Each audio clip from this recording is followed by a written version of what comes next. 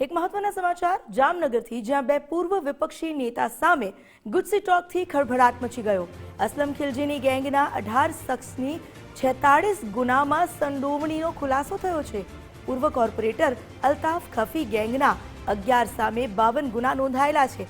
હત્યા, દુષ્કર્મ, arms, ધાડ, atrocity, narco સહિતના ગુનામાં સંડોવણીનો ઘટસ્ફોટ થયો.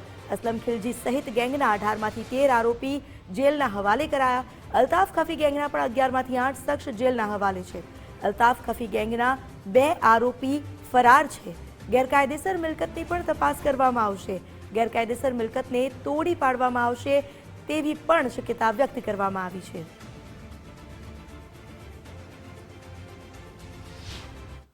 दो एफआईआर गुजसी टॉक एक्ट के अंडर दाखिल करी है। ये दो एफआईआर में मैं आपको बताना चाहता हूँ कि दो ऑर्गेनाइज्ड गैंग विरुद्ध दाखिल करने में आई है, जिसमें से एक एफआईआर असलम खिलजी और उसकी गैंग के 18 लोगों के विरुद्ध करने में आई है। दूसरी एफआईआर अल्ताफ गफार खफी और उसके 11 लोगों के विरुद्ध करने में आई है।